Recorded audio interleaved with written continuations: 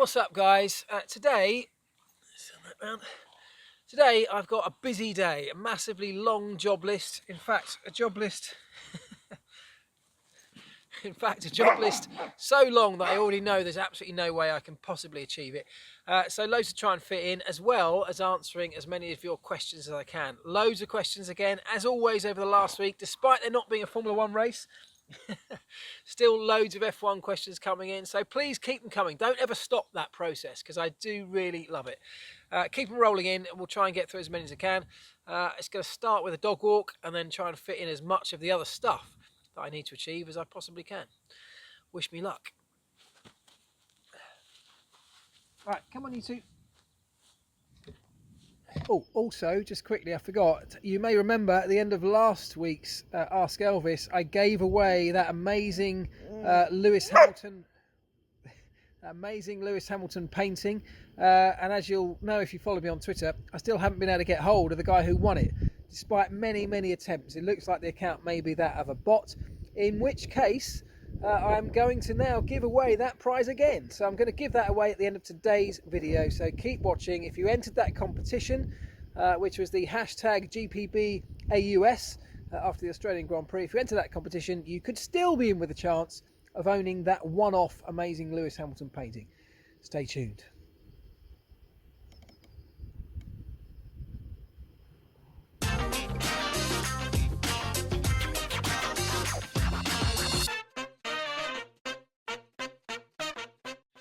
Right, let's start with this one then, from Jason Lee, who says, Mark, what are your thoughts on the 18-inch rims for F1? I'm torn. They don't look good in the renderings. I'm thinking 16-inch. Let's keep some of that sidewall. Well, do you know what, Jason? My first thought when I looked at them, and this, of course, happened a couple of years ago now, didn't it, when we first saw them? My first thought was the same. I thought, they look a bit weird. But the reality is they look weird because we've become so used to the big balloon tyres that F1 has had forever. And, the truth is that once they're introduced, whether we think they're good looking or not right now, they will just become normal. And that will happen pretty quickly. Think about the halo. I know that loads of people still don't like the halo, but we're not talking about it anymore. It's just the way a Formula 1 car looks to me now. And that's after, that happened, to be fair, that happened after just a few races of having it.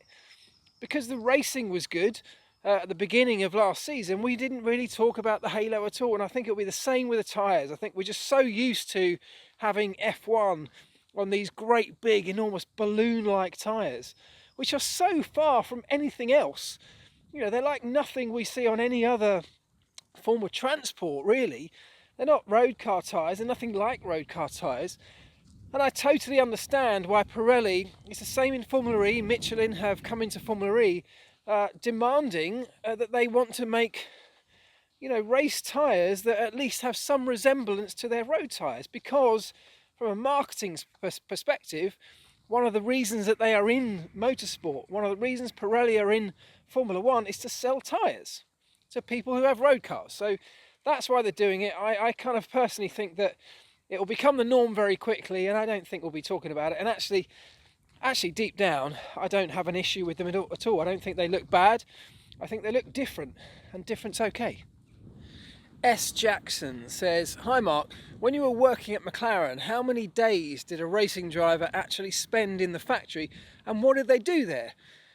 Well, that is a question that's pretty open-ended, has lots of different answers, I guess, because it varies hugely at each team. When I was there, I guess what was happening much more often was we were going testing. So we would leave the racetrack wherever we were in the world, and almost immediately, if not immediately, go straight from there to a test track somewhere around the world where the engineers and the drivers would meet up with the test team, and then we'd go straight into a week's testing. And that used to be the norm. We'd go race, test, all the way through the season. And the effect of that was that the race drivers were constantly with their race engineers. So constantly in communication, constantly talking about what happened at the race, understanding what's going on in testing together. And it was a constant communication process. Well, that's now changed slightly. In fact, it's changed a lot, because now we don't have any testing, more or less, during the season. And so the race drivers go away from a race weekend and kind of disappear. They go and do their own thing, and they don't really come back until the next race, unless there is something specific for them to do. So that communication line that we used to have that was constant between the drivers and the engineers has kind of been broken up a little bit. And I know that you can jump on the phone, you can get on the phone and talk to each other, and that happens all the time. But there is still an advantage to being in the same room as your engineering team, to looking through data, having a coffee together, just having a chat, going over some of the details that might have been learnt since that race. And so there will be some drivers who will go into the factory for a day just for a series of meetings. They'll probably tie that day into some simulator time ahead of the upcoming race. But that's probably it. That's probably one day. And it's not going to be, ahead of every race. That won't be, for most drivers, that won't be a kind of set in stone thing that they go into the factory between races. Some will, some won't. I guess the only other things that ever take people into the factory would be any kind of marketing commitments, any photo shoots, any interviews that might be being held there, that kind of thing, which they will have written into their contracts. They will have to do a certain number of kind of marketing days within their contract. Some of those will be at the factory, others will be elsewhere. But it's really nowadays only the simulator, and then whilst they're there doing simulator stuff, having meetings with the engineers that really, drive racing drivers to go to the factory. Other than that, they now have a much easier life, if we're honest, because they leave the racetrack on a Sunday night, and as we see from Lewis Hamilton's Instagram, he can then go off all over the world doing whatever he wants in his own free time, as long as he turns up to the next race meeting on Thursday morning. So that's how life as a racing driver has changed. So to answer your question, the answer is that they don't really have to come into the factory very much anymore, but when they do, it's only really for simulator meetings with the engineering team, or potentially some marketing activities.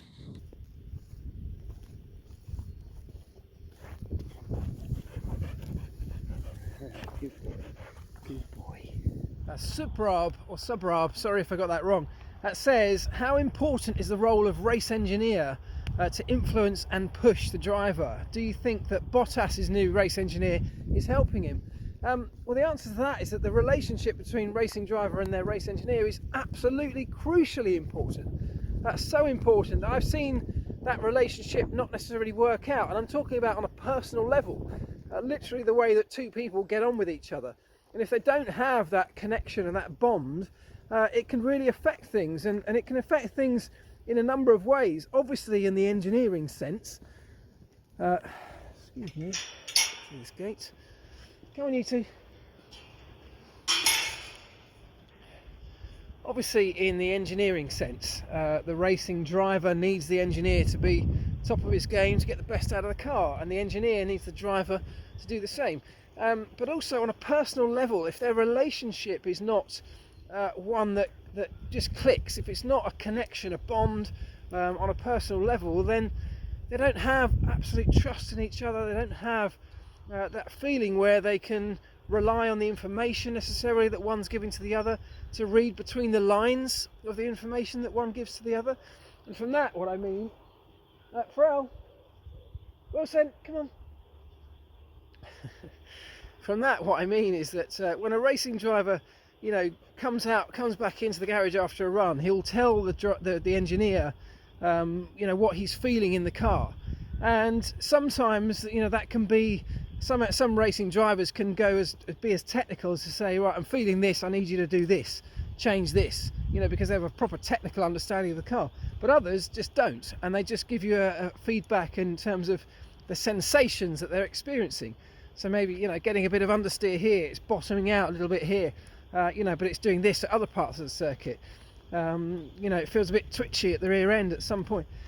The race engineer has to be able to interpret that information and sometimes read between the lines and try and understand exactly what it is that he's feeling and what he means by that feedback, and then translate that into technical terms as to what he needs to change or to adjust to make the car feel better for him. And those relationships just have to work. It's like it's one of the strongest relationships in any Formula One team, is between engineer and driver. It's just about, they've got to bond, they've got to get on with each other. They've got to be best mates. They've got to also understand what each other likes, what each other doesn't like, the things that keep them happy. The race engineer has to also play part psychologist, because he has to say the right things to the driver that's going to encourage him, going to give him confidence, but not kind of upset him or stress him out or kind of make him anxious, not going to make him, put him under undue pressure. And all those things, again, sound pretty obvious, but are not always as easy to execute as you might think. So that role is absolutely crucial, and whether it's helping Bottas with his new engineer, because he has got a new engineer this year, it's too early to say. Obviously they got off to a great start together, but much more than just results. It'll be about how the two are getting on with each other behind the scenes, because if they don't get on with each other, the relationship just won't last. And if there's any kind of feeling that they don't like each other, if they've got a personality clash, well, one of those two will have to change, and it won't be Bottas leaving. But look, at the moment things are going great. That will have definitely helped the relationship, having a good start like that. And I'm sure that they are, they haven't been thrown together randomly. They will have been selected, the race engineer will have been selected knowing what Valtteri is like, what he likes, what he dislikes, what kind of person he is, which kind of personality will have suited working with Valtteri Bottas. So I'm sure Mercedes have done their homework, and I'm sure it's going to work out.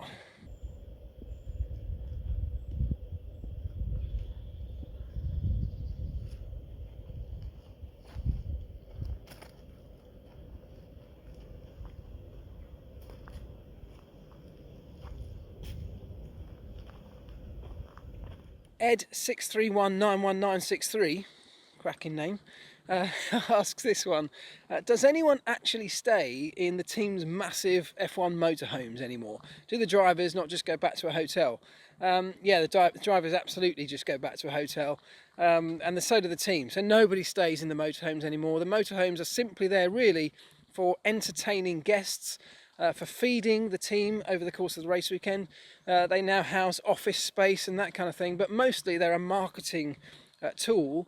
I mean, I remember Ron Dennis justifying the cost of our massive new motorhome that we had a few years ago in the paddock. Enormous, great big structure, millions of pounds worth. And he used to say, look, there's been hundreds of millions of pounds worth of marketing deals, sponsorship deals done in the previous motorhome. So absolutely, we can justify a huge marketing spend on a new one, because if it's hugely impressive, well then it will help to secure some of these deals. We can wine and dine some of our guests in the most impressive way possible. I mean, they're not even motorhomes, are they? We call them motorhomes because back in the day that's what they used to be. They used to be a kind of Winnebago type motorhome with an awning off the side. The cars would be prepared underneath that awning, and the drivers and maybe some of the team would stay inside that motorhome, inside the paddock overnight. It doesn't happen anymore. So that's what they're there for now. Nobody sleeps in them. Modern curfew rules demand that all of the team, certainly all the team involved with the car, have to leave the paddock over a race weekend by a certain time. They've got to be swiped out with their electronic passes. So you can't stay in there. And the reality is no one really wants to, because after a long day at work, all you really want to do is get out, go and have some dinner somewhere in town.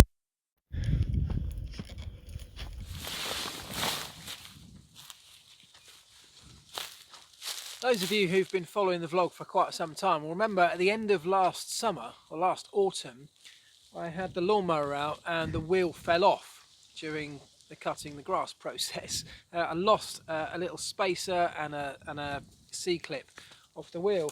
And like any typical bloke, instead of sorting it out, I wheeled it down the end of the garden, put a cover over it, and forgot all about it. Well, now the grass needs cutting again, and I need to sort it out. So I'm going to try and find somewhere that can supply me this fairly specific spacer and a little C-clip to hold the wheel back on before the grass gets so long that I can't even drive the lawnmower through it anymore.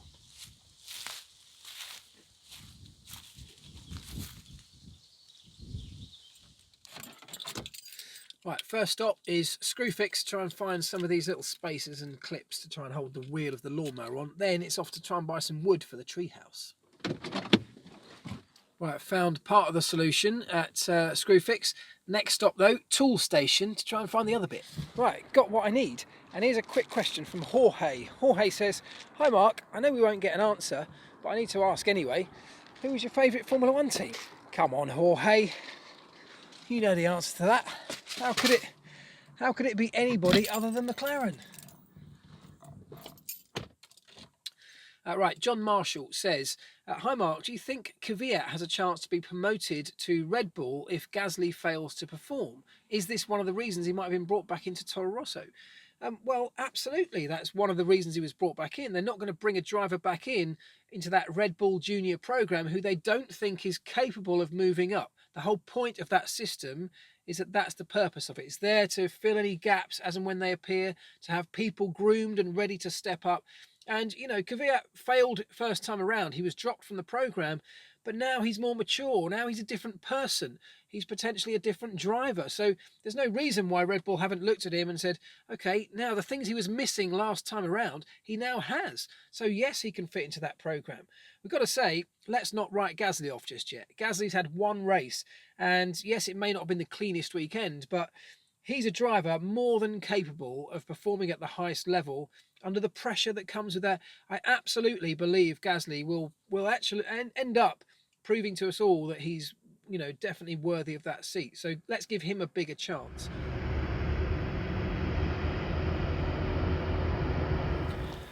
Right, back home, we're flying through today. Got quite a few things ticked off the list. I've had 2 conference calls, I've had loads of emails. I've obviously been out running around collecting up bits so that I can then cut this grass, which is desperate. Probably won't get the grass cut today, that might be a job for tomorrow. But anyway, we're flying through the list, which is great. But we're flying so fast, I didn't have time to make my own lunch, so got petrol station lunch today. Right.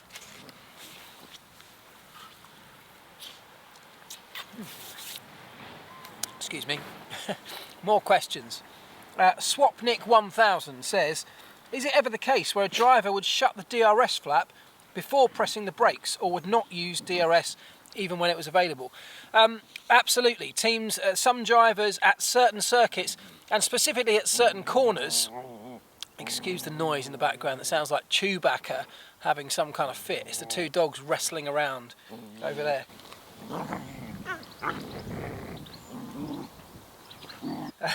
Some drivers at some circuits and at specific corners will press the button to reclose the DRS flap at the end of a straight a little bit early, moment before they hit the brakes, just to give the airflow an extra half second or so to reattach itself to the rear wing, and therefore give the car the maximum amount of downforce it can as the driver does hit the brakes and then starts to turn into the corner where he really needs that downforce available. There are some tracks, particularly very high-speed tracks at the end of a long straight, or a high-speed corner at the end of a long straight, where you need, the airflow perhaps takes a tiny bit longer to reattach itself. So I know that Lewis Hamilton has done this in the past, where he just likes to activate or deactivate the DRS system literally just half a second before he touches the brake. So yes, it does happen. As for not using it when it's available, no, I don't see any benefit in not using it when it is available to you. It's simply there because it reduces drag at the points where you don't want any drag or downforce, so an improved top speed. So I can't see a case where a driver would have it but then not choose to use it.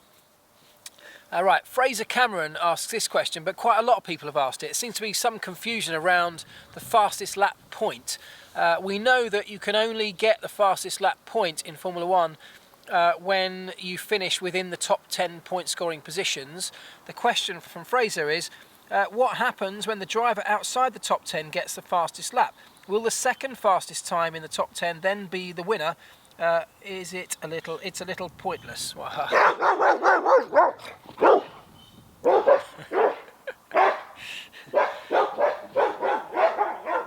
have no idea what they're barking at. So the answer to that question, Fraser, is that if somebody outside the top 10 gets the fastest lap of the race, there will be no point awarded at that particular event for the fastest lap, because that person finished outside the top 10. Doesn't go to the next fastest lap, it just isn't awarded in that situation.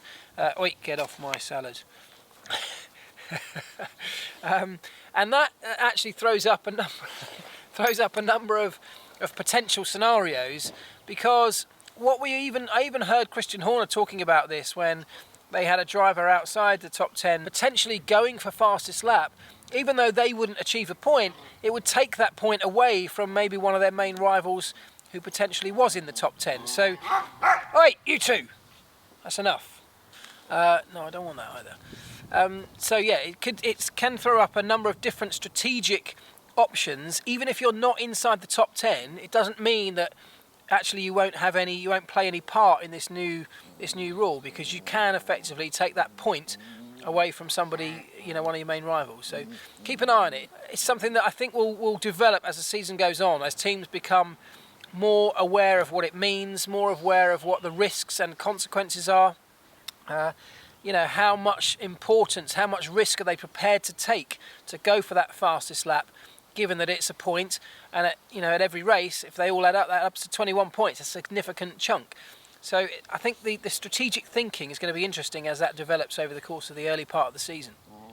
Bart Dingemans says this: what if the drivers can use the DRS in 2 stages?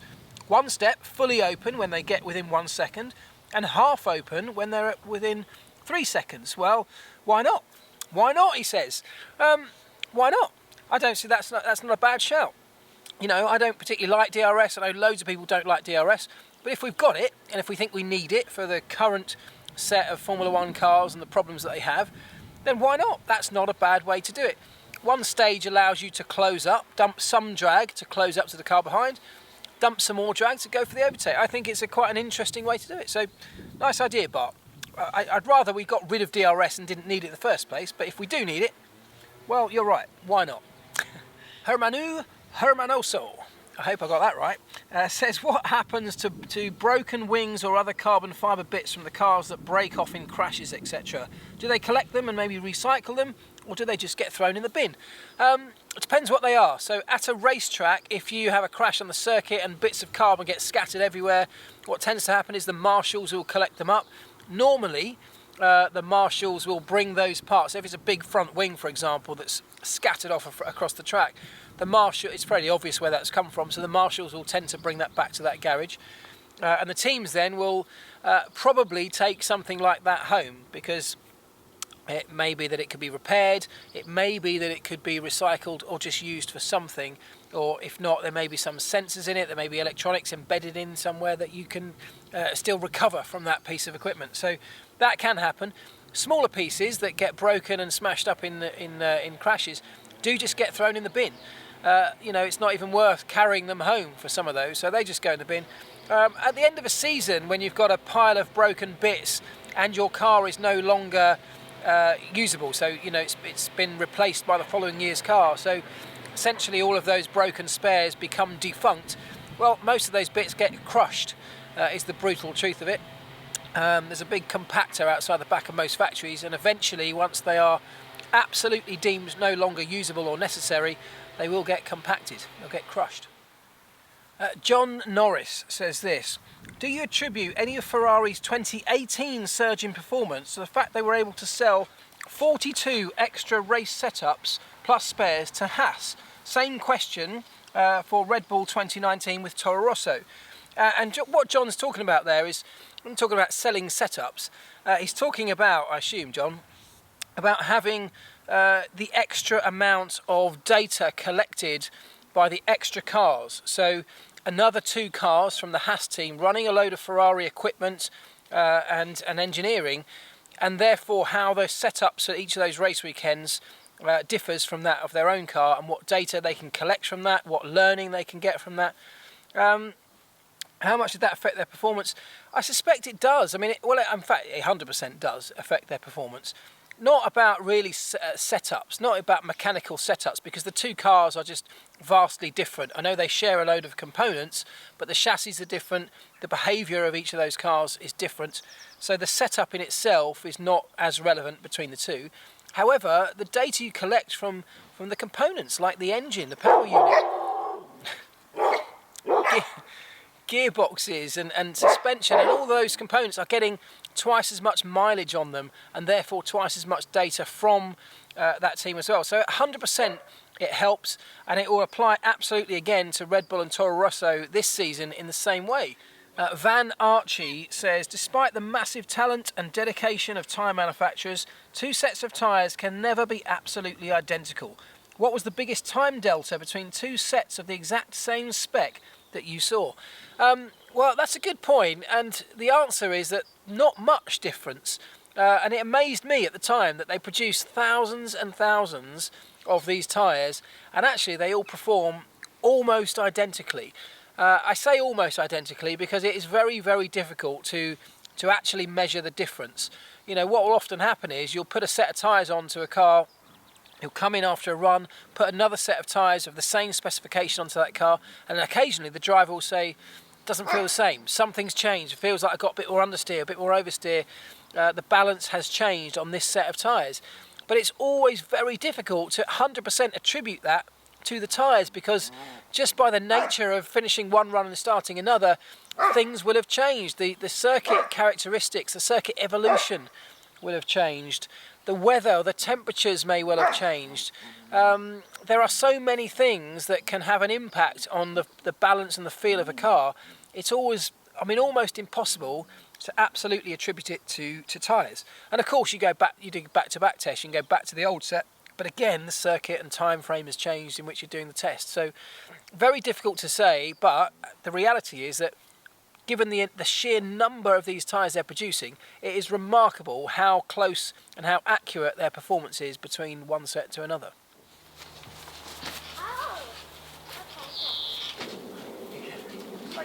Guys, yeah.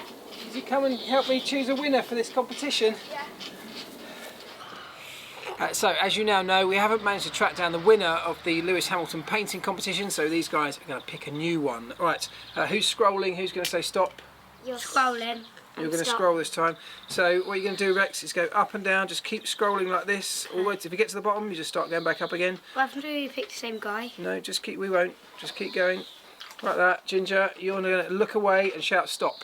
So look away, and then 3, Rex, keep 2, scrolling. 1, I'm scrolling. All the way up and down. All the way to the bottom, then all the way back up again. No, all Stop! Right. you. Jamie Cornish. Jamie Cornish, you are the new winner. Well done. Well done, Jamie. I hope we can get in touch with you. I will message you directly on Twitter. Dogs, leave the camera alone. Dogs, please. But you have just won yourself a unique Lewis Hamilton painting by Dr. Auto Art. I will pop it in its container and send it out to you as soon as I get your address. Well done. Right, cheers guys. Thank you. Thank you too. Thanks everybody for all your questions this week. I've loved them all. Let's keep them coming. We'll have more next week. And hopefully I'll see you tomorrow. Ta-da. Bye-bye. Bye. Bye.